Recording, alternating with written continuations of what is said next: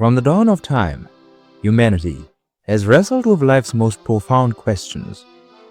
What is the absurd meaning of life, and how can we save the world? The answer, though hidden in plain sight, may just be in one of humanity's most overlooked innovations: socks. Historically, socks were more than just mere foot coverings. They were symbols of status, power, and wealth, reserved for those who walked the lighted halls of the upper class. Practical and insulating, they served to protect not just the feet, but the pride of their wearers. Yet in recent years, socks, specifically silly socks, have made a triumphant return, igniting a global movement of whimsy. These socks, adored with polka dots, flamingos, or slices of pizza, have become ambassadors of joy. And there is something quite revolutionary about this. Silly socks have the unique ability to brighten a room, spark conversations, and cultivate kindness. Silly socks have an innate ability to create bonds, particularly when given as gifts during Christmas or birthdays.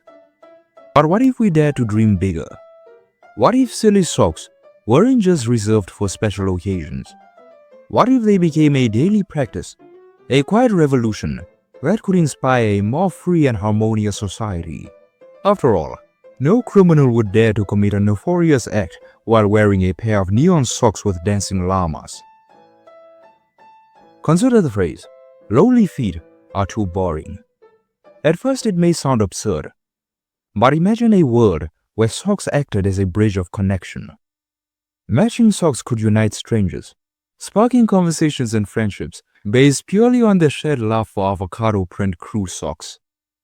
A world like this, a world of silly socks, could transcend bias and division. Pulling our modest resources and studies, my team and I ventured to the local silly enterprise store, a labyrinth of absurdity known for its absurd creations. Our mission was clear. With the research we compiled, we believed we could convince the town folk to embrace these peculiar foot coverings. If they flocked to the store and experienced the transformative power of silly socks, perhaps our theory would finally be proven. It began on the 12th of August, when I was informed of one of the silliest cases to grace the annals of Adele Adder's police records.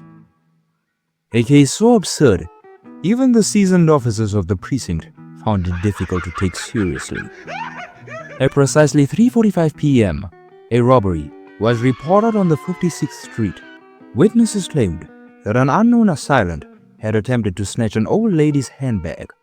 However, upon realizing he'd been spotted, the would-be thief abandoned his mission and fled. The criminal was allegedly cornered by authorities, but identifying him proved tricky. Got to let me see him. I need to find out who he is. He was a tall fellow, wore a bow tie or sort. He was riding these skates, you see. I swore he had something covering his feet too. Oh, don't worry, ma'am. We will make sure to find the culprit immediately. That is when the police, intrigued by our novel theory, decided to dig deeper.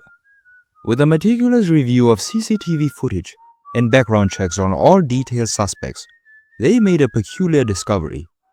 The true culprit, John Raymond, in a rather curious twist of logic, chose to forgo socks entirely. Instead, he opted for something far more cunning. His choice, though unconventional, raised a few questions. Dispatch Commander Zachary, viewing the footage, squinted at the screen and uttered the now legendary words. Now what are those foot coverages? When confronted, John Raymond, barefooted in shame, broke down in tears. His refusal to don silly socks, a small but crucial detail, unraveled the mystery. With his confession, the case was officially closed. My team and I were able to use this case in order to further prove our theory and finally bring answers to our long questions. Ladies and gentlemen, after extensive research on this topic, I present to you I have a tale or two to tell you. numbers just makes me slow. I can rack my brain remembering, but I guess maybe I'll just go. Here at Boner Garage Studios, we eagerly await complaints from clients who found themselves in unconventional, peculiar predicaments. Our services were discreetly advertised through the most modern of mediums, Craigslist. Today marked the arrival of our second silly case. A case so silly that even I had a tickle under the pit.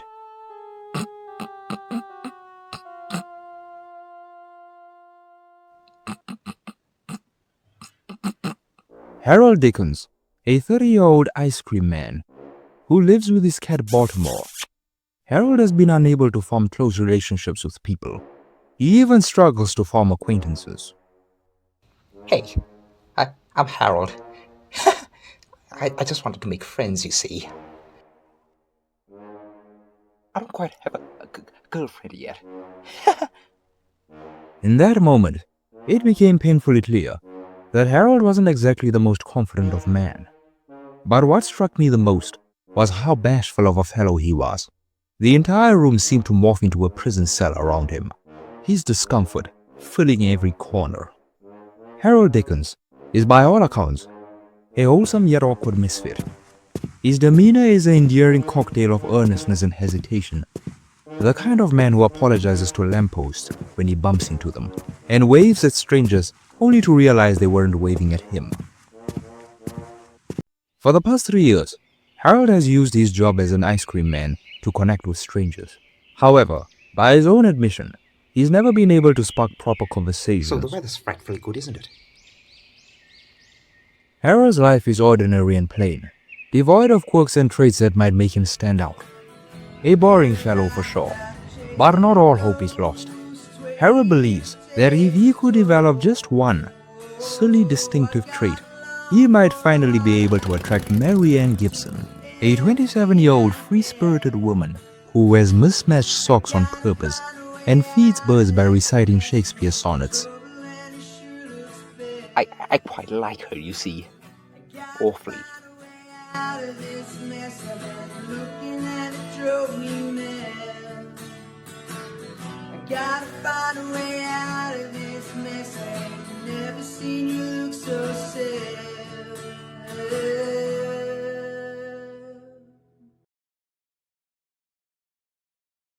So my team and I had planned a way to set them on a first date. We believed, perhaps naively, that the right pair of socks could give Harold the personality boost he so desperately needed. If Harold could express his playful, quirky side, Mary Ann might see him as more than just a bashful ice cream man. After our conversation, Harold departed with a sheepish wave and nervous chuckle. As we parted ways, I couldn't help but wonder if this simple yet whimsical gesture could truly change Harold's life.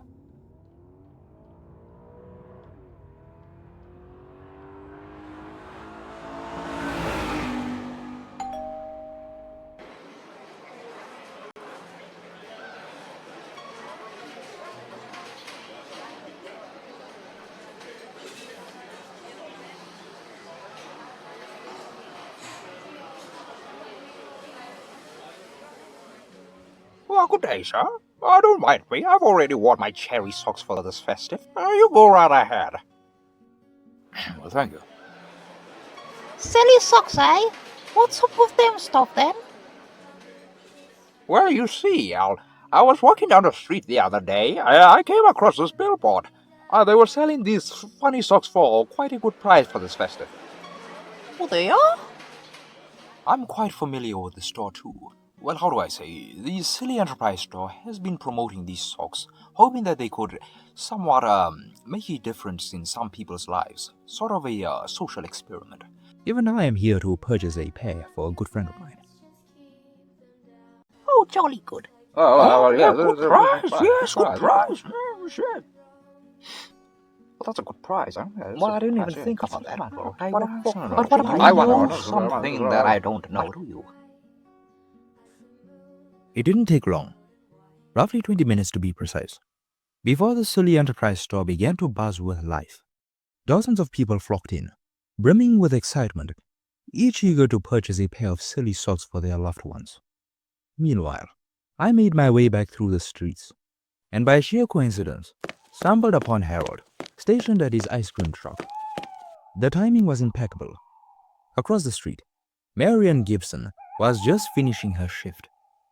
With his pair of silly socks in hand, Harold took a deep breath, adjusting his bow tie, and stepped out of the truck. Hi, I'm Harold. I was wondering whether I could take you out on a date or not. I brought these silly socks because I thought it might be a bit spontaneous. Oh, that's cute. I do quite like socks as well. Why, that's absolutely first class. Why don't we go over to my place and get some sandwiches, if you're free? Oh, I just got off work, actually. I wouldn't mind going right now, actually. As they began to walk together, my team and I managed to follow the two of them until they reached a destination near his house. It was then, watching them laugh under the lamplight, that I knew that our theory of silly socks had indeed worked. The success was undeniable. We took our documented findings and submitted them to the government. Whether they'd recognize the potential of silly socks, I couldn't say, but we had done it. In the end, we managed to convince not only the public to buy our silly socks, but the entire world by sharing it with the higher-ups. Our hard work and dedication had substantially proven that silly socks could indeed save the world.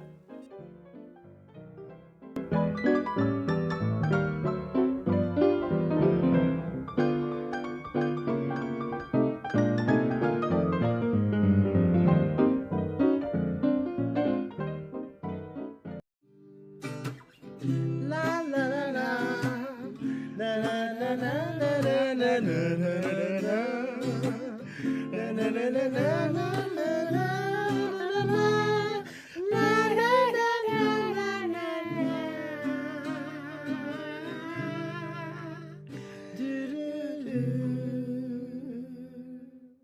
I wanna wish you a Merry Christmas.